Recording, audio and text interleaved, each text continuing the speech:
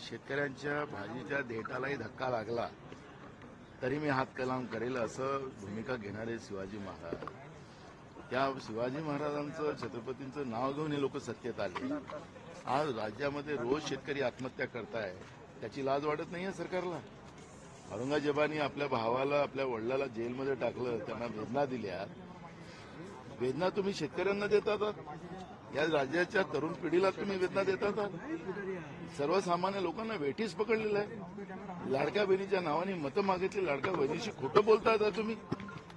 मग हे जे कृत्य आहे तुमच्या कृतीमध्ये जे दिसत आहे ते कोणाशी तुलना करायचं हे माझं काम नाही आहे. हे माझं काम नाही. मी कोणाच्या तुलना हिटलर आणि कुठल्या औरंगजेब बरोबर करणार नाही. पण जे चाललेलं आहे महाराष्ट्रात त्या वेदना या सरकारला आहेत का, हा प्रश्न या निमित्तानं निर्माण झालेला आहे. आणि त्याच्यामुळे आपल्या वागण्यावरून आपल्या कृतीमधून सरकारने शिवाजी महाराजांचं प्रतिबिंब आम्हाला आणता येतं का हे सरकारने पाहिलं पाहिजे. आता मी तुम्हाला सांगतो की आझाद मैदानावर इतके सारे मोर्चे आलेले आहेत, त्याच्यामध्ये महिलांची संख्या जास्त आहे. काल काही महिला बेशुद्ध पडल्यात, उन्हाचा तडाखा वाढत चाललेला आहे.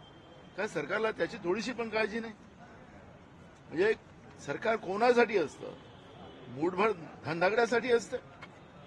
जी परिस्थिती आज निर्माण झालेली आहे आणि म्हणून इतिहासामध्ये जाण्यापेक्षा मुख्यमंत्र्यांनी परवा नेहरूजीचं उदाहरण दिलं. कोराडकरचं काय करताय, सोलापूरकरचं काय करताय त्याच्याबद्दल बोला ना. तुम्ही इतिहासामध्ये जाऊ नका.